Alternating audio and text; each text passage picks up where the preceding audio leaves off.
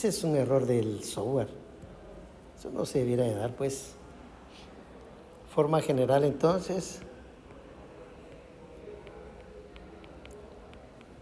Voy a escribir la forma general y después doy algunos pormenores.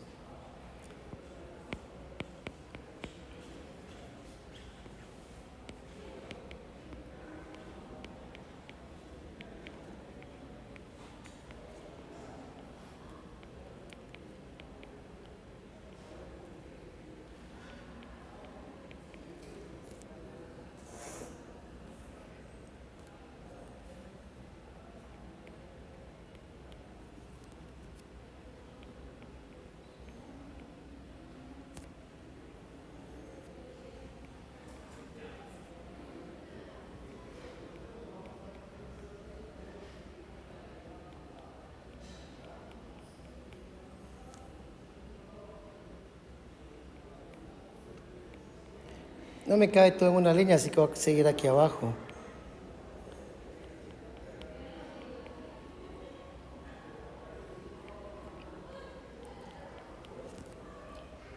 Hay una condición para esa ecuación que a n de x sea diferente de 0. Lo que pasa es de que esa es una ecuación de orden n.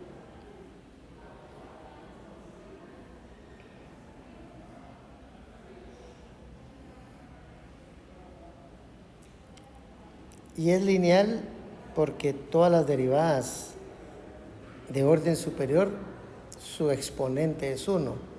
No hay que confundir el orden con el exponente de una derivada. El exponente sería un cuadrado, un cubo, pero aquí lo que tenemos son órdenes. Por ejemplo, aquí se nota en esta expresión que es de orden 2. Y así van los órdenes. Se comienza siempre con n. Entonces aquí tenemos un montonón de derivadas de orden superior. ¿Cuál en especial? Eso va a depender del problema que queramos resolver. Pero hay términos que son muy importantes, que son lo que se conoce como los coeficientes. Hoy aquí en este n-1 lo escribí mal.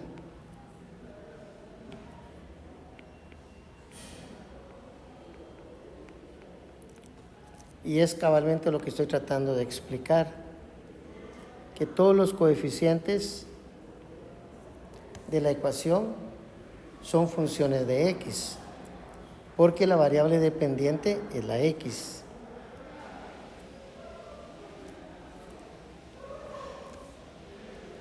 Como primera instancia. Segunda instancia está igualada a una función de x también. Por eso dice g de x. Entonces, ¿quiénes pueden ser o quiénes son candidatos a ser estos coeficientes? No van a ser, pueden ser coeficientes numéricos, pero normalmente son coeficientes como e a la x o el seno de 3x o cualquier función en x puede ser un coeficiente de cada coeficiente de cada una de las derivadas de cierto orden. Eso quiere decir que a n de x nada que ver con a n-1 de x. Son dos funciones, esta puede ser e a la x y esta puede ser seno de x. Y así en todas las demás. Lo que a veces se le olvida a uno es que después de a1 de x, de y de x, sigue a sub 0. Y aquí ya no hay derivada, es por y. ¿Ah? Lo que también debemos de tener claro es que nunca nos va a aparecer un y cuadrado. Nunca. Solo y. Eso termina para redondear que es lineal. Puede ser que una ecuación muy parecida a esta tenga un y cuadrado, pero eso tiene un nombre especial como las ecuaciones de Bernoulli. Entonces la ecuación de Bernoulli ya no es lineal, sino así se llama ecuación de Bernoulli, ¿no? Entonces las características ¿cuáles son? Primero, un montonón de derivadas de orden superior. Eso quiere decir a la n, n-1, etc. De ahí cada elemento por el que está multiplicando a cada derivada es una función de x. El último término es una función de x, pero multiplicado solo por y. Este es clave. Y en el lado derecho solo puede haber una función de x. Aquí y ya no es una ecuación lineal. La primera ecuación que nosotros vamos a ver, su nombre es una ecuación lineal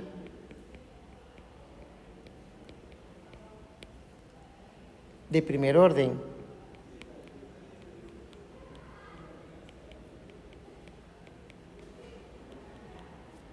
Entonces, de todos los términos que están ahí, vamos a encontrar primero quién es la derivada de primer orden.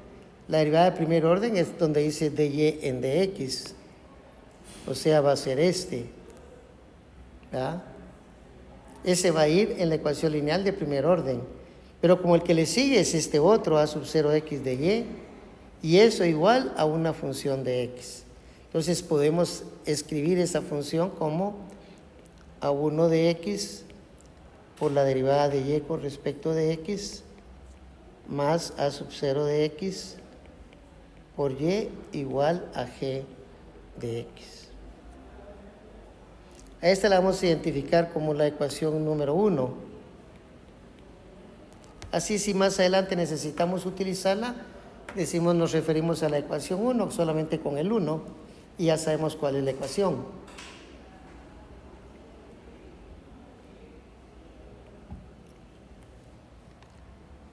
Hay un concepto muy sutil aquí que se llama la homogénea asociada.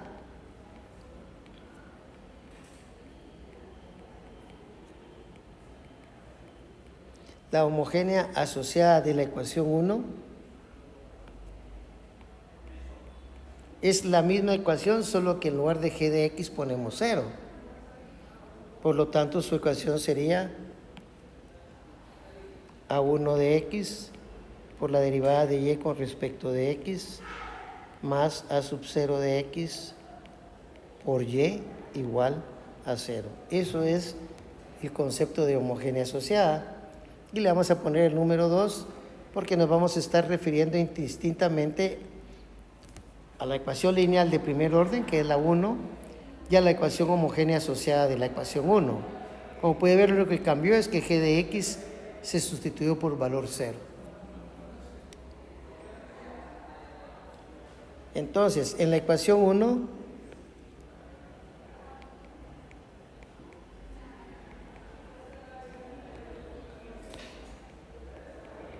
vamos a dividir por el coeficiente principal. El coeficiente principal es, en este caso para la ecuación 1, el que esté acompañando a la derivada de mayor orden. O sea, el coeficiente principal en la forma general es a n de x. Pero en la ecuación 1, el coeficiente principal es a1 de x. Entonces vamos a dividir entre a1 de x. Por lo tanto, la ecuación 1 nos quedaría algo de esta manera. A1 de x por la derivada de y con respecto de x. Esta forma de escritura ayuda mucho a que no se hagan tan largas los espacios. Porque voy a poner un denominador y entonces puede hacer que necesitemos espacio. Y de hecho así es. Vamos a dividir. Claro, si divido el lado izquierdo dentro de a1 de x, también el lado derecho lo debo de dividir dentro de a1 de x.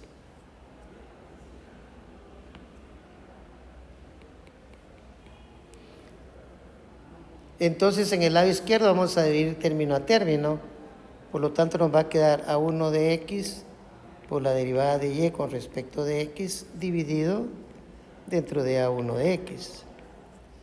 Más a sub 0 de x por y dividido dentro de a1 de x. Y en el lado derecho pues nos va a quedar g de x sobre a1 de x. ¿Alguna pregunta ahí? Es una división sencilla. El objetivo principal es que desaparezca, por así decirlo, el coeficiente de la derivada de mayor orden. Por lo tanto, nos va a quedar que la derivada de y con respecto de x más, y aquí ordenando un poco podemos dividir las funciones en términos de x.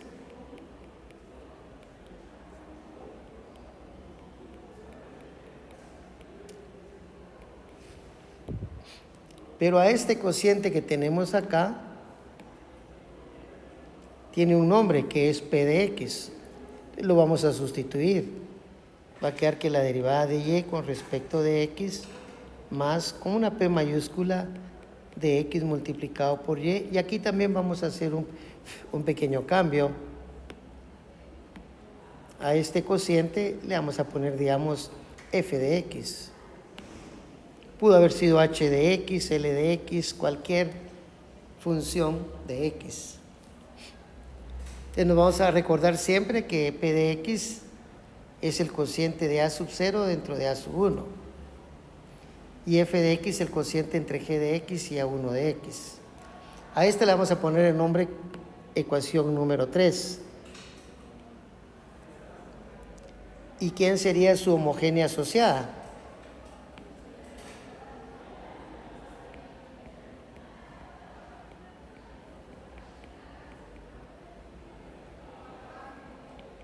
Para estar bien claro, estamos hablando de la ecuación número 3. Entonces, la homogénea asociada sería la derivada de Y con respecto de X más P de X por Y igual a 0, que es lo que aprendemos también el día de hoy.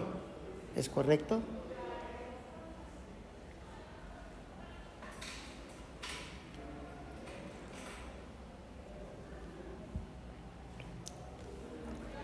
A esta le podemos llamar la ecuación número 4. Al fin y al cabo no llevamos muchas ecuaciones, solo la 1, la 2, la 3 y ahora la 4.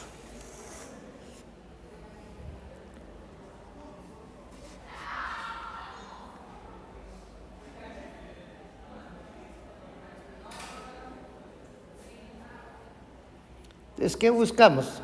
Nosotros realmente estamos buscando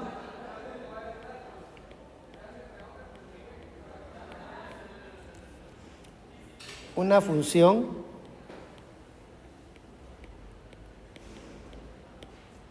que sea la solución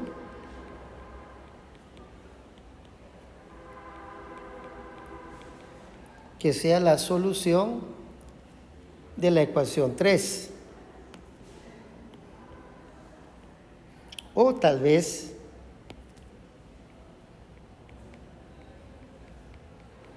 de la 4.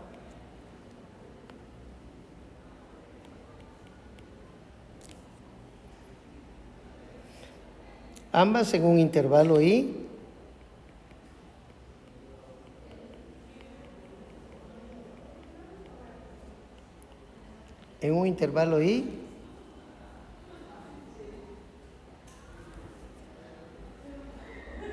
donde el famoso que sustituimos como P de X, el que sustituimos como F de X, son continuas también en I.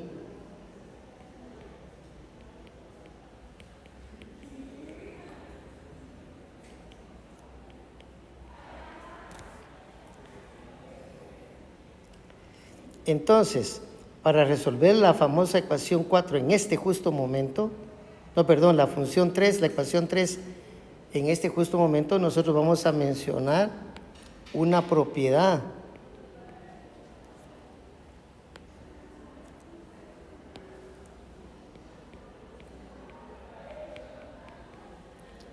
Vamos a mencionar una propiedad y un procedimiento.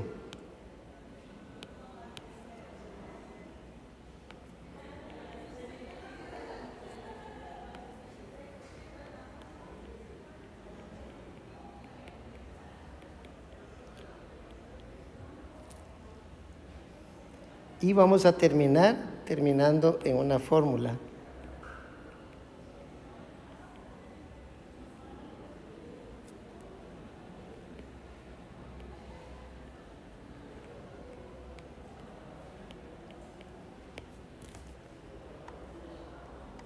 Hablemos primero de la propiedad.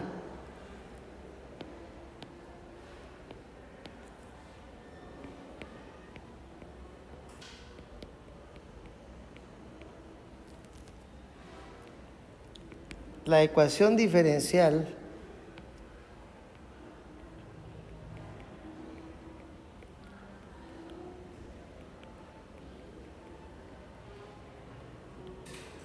identificada por el número 3. Podemos subir un ratito, ahí está. Ahí está la ecuación 3. Eso es lo bueno de ponerle números, porque entonces la podemos, nos dirigimos a ella sin necesidad de escribirla. Pero sí es necesario ver cuál es esa, ¿no? Y es fácil de que se quede, de y en de x más p de x de y igual a f de x. Esa es la ecuación 3. Entonces la ecuación diferencial 3 tiene la propiedad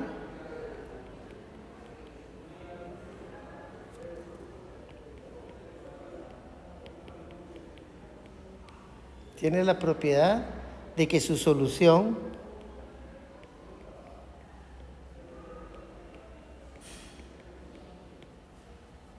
es la suma de dos soluciones.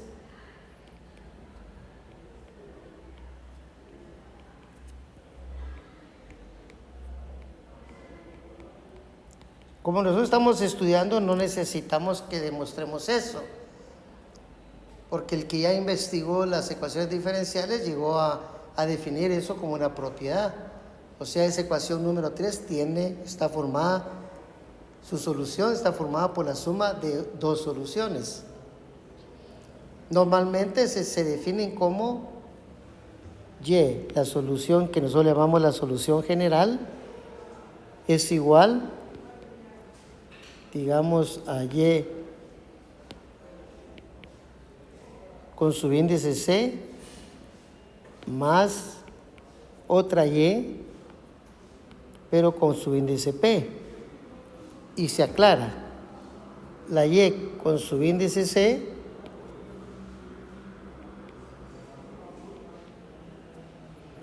es la que se conoce como la y característica.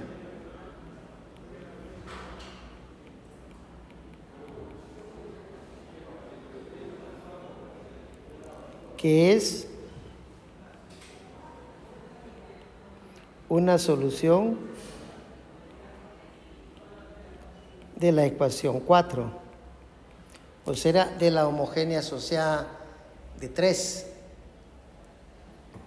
Y la YP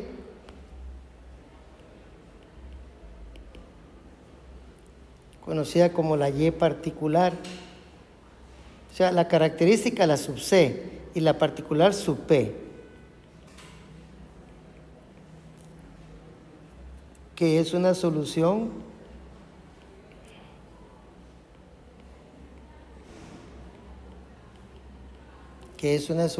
pero ahora de la ecuación 3. Ahora sí es de la pura ecuación. Pero esa es la propiedad que tiene la ecuación o función solución de la ecuación 3. O sea que una de ellas va a ser y sub p, por supuesto. Pero también va a ser y sub c. A esa le llamamos la y general. Entonces la y general va a ser la y sub c más la y sub p. No está de más informar que y sub c también es solución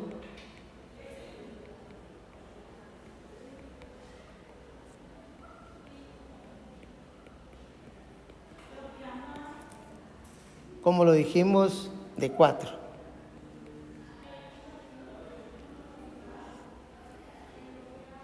Entonces, esto es lo que se conoce como la propiedad que tienen las ecuaciones diferenciales. Siempre que la solución general de una ecuación diferencial, no importa qué ecuación diferencial sea, va a estar constituida por dos soluciones. Una que se conoce como y sub c y la otra que se conoce como y sub p.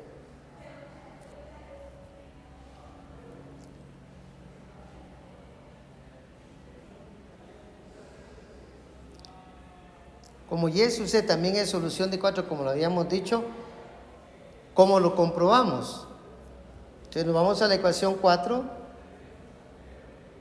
aquí está, y ponemos la derivada de y sub c, porque y está tomando el valor de y sub c. Estamos diciendo, es que esa es una solución de 4. Entonces, para decir que esa es una solución de 4, lo sustituimos. Por lo tanto, nos va a quedar la derivada de y sub c en dx más p de x por y sub c, y eso va a ser igual a 0. Hagámoslo entonces. como estamos diciendo que y sub c también es solución de 4, porque eso era lo que habíamos dicho aquí arriba, entonces sustituyendo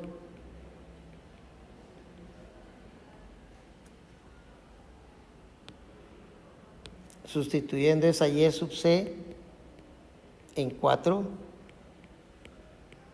obtendríamos que la derivada de y sub c con respecto a x más p de x por y sub c va a ser igual a 0.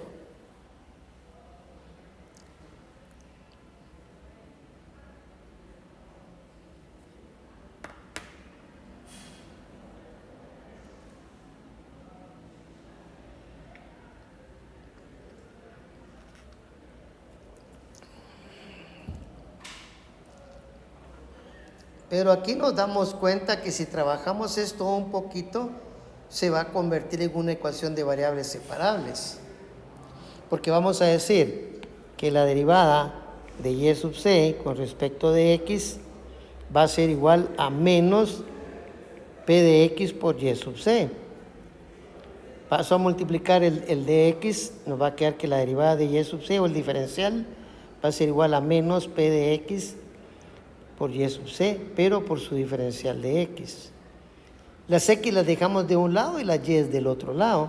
Por lo tanto, el diferencial de y sub c dividido entre y sub c va a ser igual a menos p de x por dx.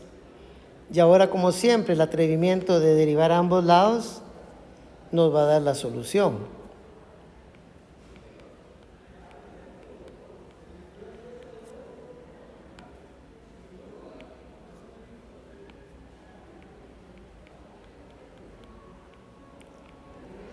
Aquí en el lado izquierdo pues la trabajamos, sería el logaritmo natural del valor absoluto de y sub c. Y en el lado derecho pues nos quedaría menos la integral de p de x por dx. En este momento todavía no es necesario agregar la constante.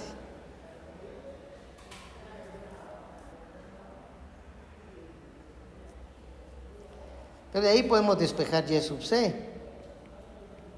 ya que y sub c va a ser igual a e a menos la integral de p de x por dx. Y lo que hemos hecho es obtener una fórmula.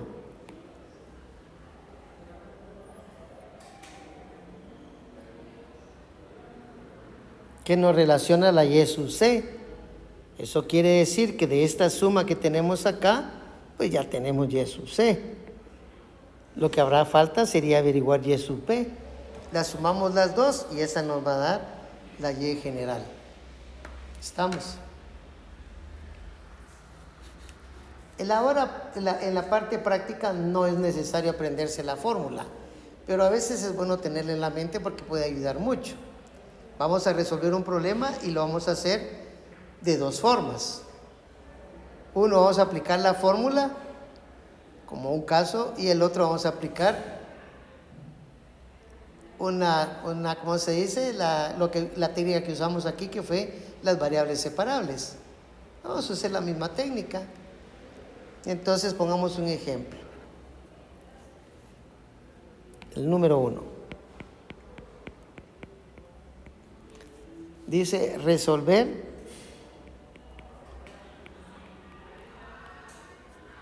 (3x) por la derivada de y con respecto de x más y igual a 0. Esta va a ser para nosotros ahora la ecuación 1 porque es la ecuación que vamos a trabajar. La 3, la 4 y todas las anteriores nos las olvidamos un ratito y nos concentramos en este problema. Entonces, podemos comenzar para tratar por la fórmula.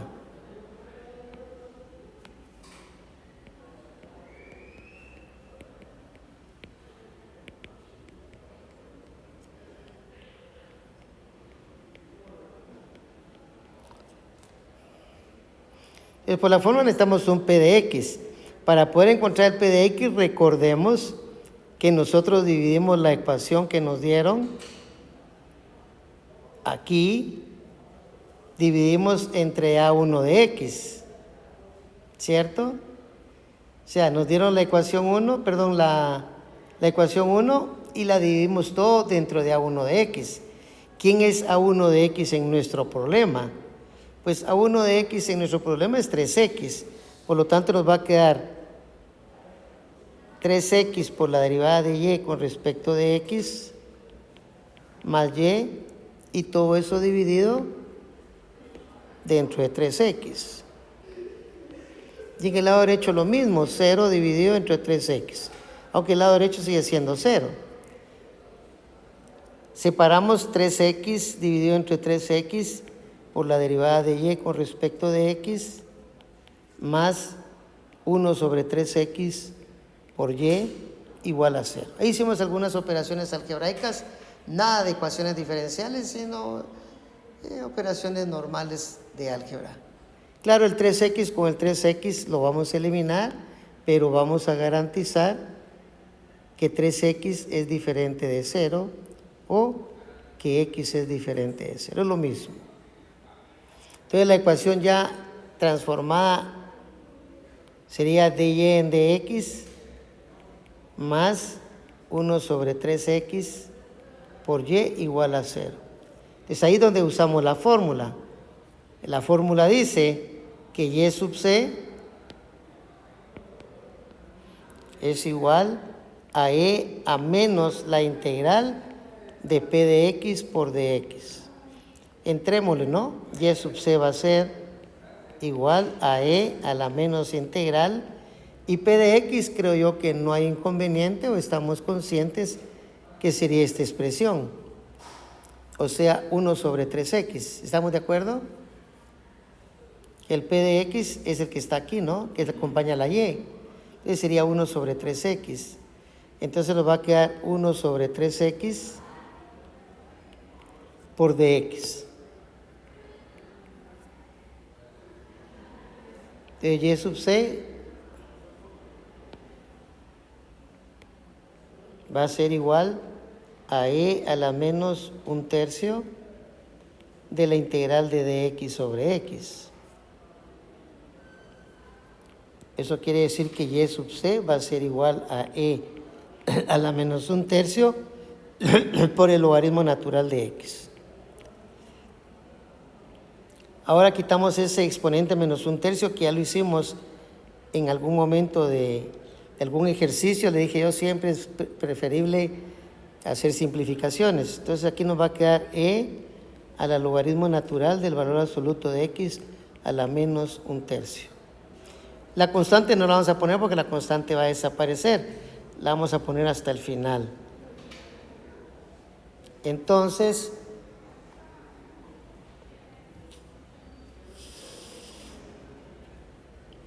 aunque sería bueno poner de una vez la constante,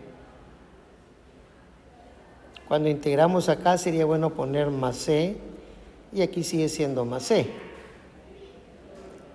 Entonces y sub c va a ser igual a e a la logaritmo natural, se van a cancelar, me va a quedar x a la menos 1/3, y aquí me hubiera quedado por e a la c.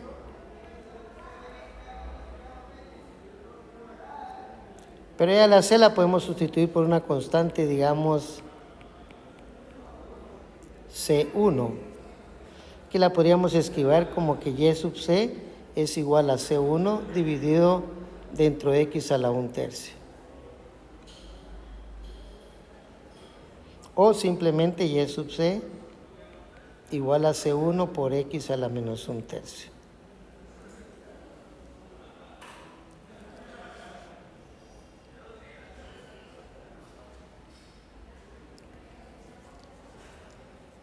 Aquí habría que, porque puede ser que nos lo pregunten en un problema específico de la tarea, o tal vez en un examen parcial o en un examen corto.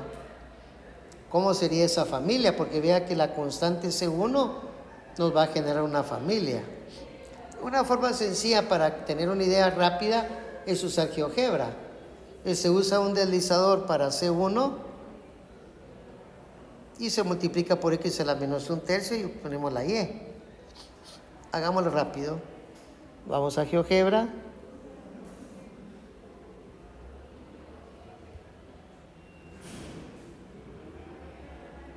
Ok. Entonces definimos un deslizador que lo tenemos aquí en la parte superior. Le decimos que vamos a usar un deslizador y lo ponemos en cualquier parte. Usted aquí le puede poner para que le quede más bonito la presentación, como una C, solo que se la va a poner mayúscula, y un 1 para indicar que es C1. Los valores están bien entre menos 5 y 5. Aquí, si no, yo creo que esto es mucho, pongámosle de unidad en unidad.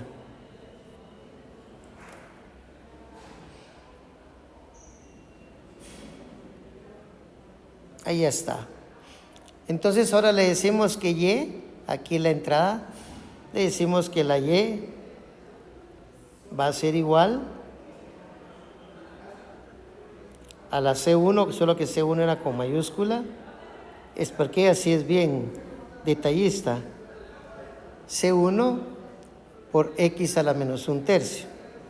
Que le ponemos aquí la X, buscamos el exponente que está aquí abajo y ahí le ponemos negativo 1 dividido entre 3. Como C1 vale 1, esa es la curva cuando C1 vale 1, ¿verdad? Está bien, porque X a la menos 1/3 sería 1 sobre X a la 1/3. Entonces, ella va a tener una asíntota en el eje Y, porque nunca va a poder ser 0. El único que puede hacer los ceros sería C1. Y va a tener una asíntota también en X igual a 0. Entonces, aquí tenemos la asíntota de Y igual a 0 y aquí tenemos la asíntota de X igual a 0. O sea que los dos ejes son asintóticas para esa curva. Pero ¿qué pasa si incrementamos C?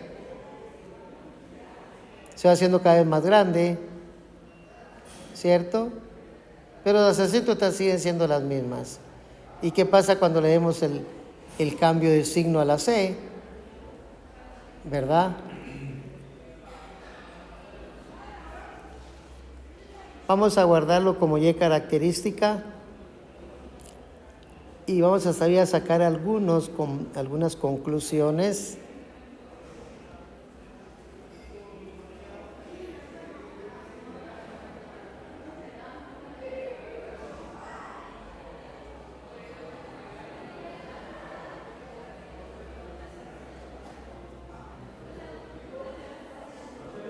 Decía que le voy a poner, ¿qué dije? Y característica.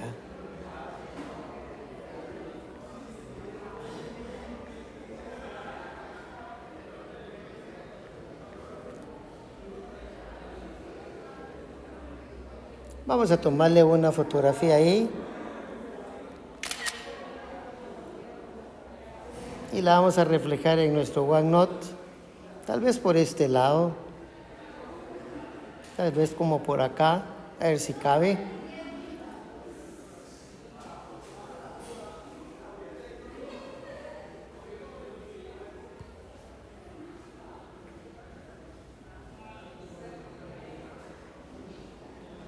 No lo quiso poner ahí tal vez por el espacio, pero no importa. Siempre yo se lo pongo en GeoGebra, en Moodle, para que usted lo pueda variar, ¿no? Si no lo hizo ahorita, tendría chance de hacerlo ahí. ¿Estamos de acuerdo? Ahora, hay una cosa por la que no se le va a olvidar nunca, que es Y sub C. Primero, lo primero que sí no se le puede olvidar es que Y sub C es una solución de la homogénea social. Esa es la clave. Primer paso. Y la otra cosa es que la Y característica siempre va a tener constantes. Siempre. Si yo pongo una Y que no tiene constantes, entonces no es característica, sino que va a ser particular, o sea, por lógica. O sea, las constantes las que nos va a dar una familia de curvas. ¿Ah? En cambio, la Y particular es particular, solo una, una nada más. Entonces, así va a ser.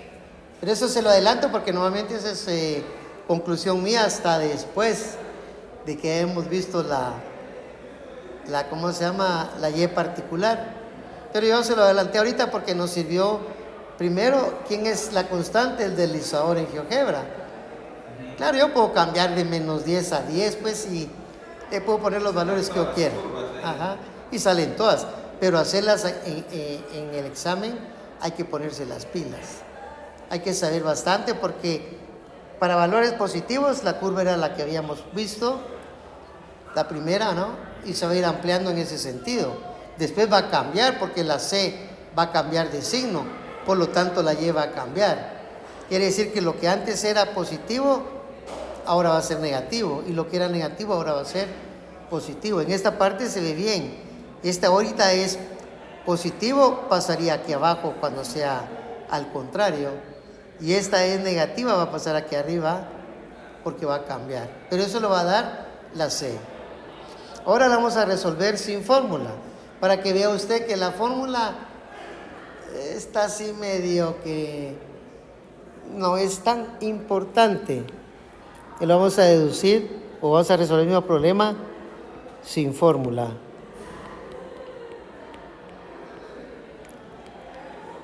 Entonces, sin fórmula, lo que queremos resolver de todas maneras es que 3x por dy en dx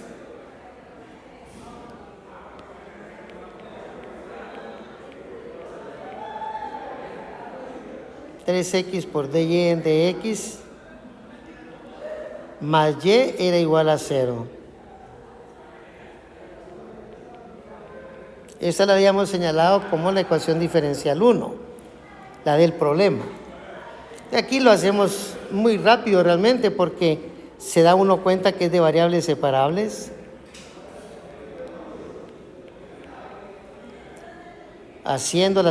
Seguimos con la separación.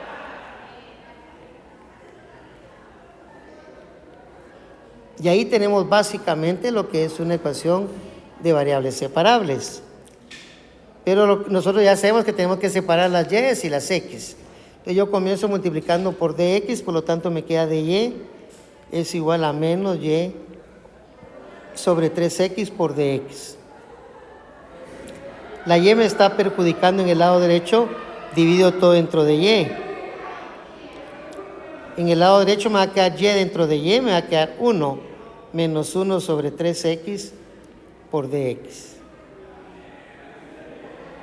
Si la quiero poner un poco más comprimida, la derivada de y con respecto de y va a ser igual a menos de x sobre 3x. O que es lo mismo, integrando de y sobre y va a ser igual a la integral de menos, podemos poner aquí 1/3 de dx sobre x. Adelantándonos un poquito a la integración. En el lado izquierdo pues nos va a quedar el logaritmo natural de y igual menos 1/3 de la integral de dx sobre x. Por lo tanto, el logaritmo natural de y es igual a menos 1/3 del logaritmo natural de x más una constante c. O sea que y va a ser igual a e a la menos 1/3 del logaritmo natural de x más c. Aquí sería tal vez más fácil empezar por separar esas dos cosas, como e a la menos 1/3 por el logaritmo natural de x por e a la c. Este e a la c lo vamos a hacer nosotros, digamos, a un c1.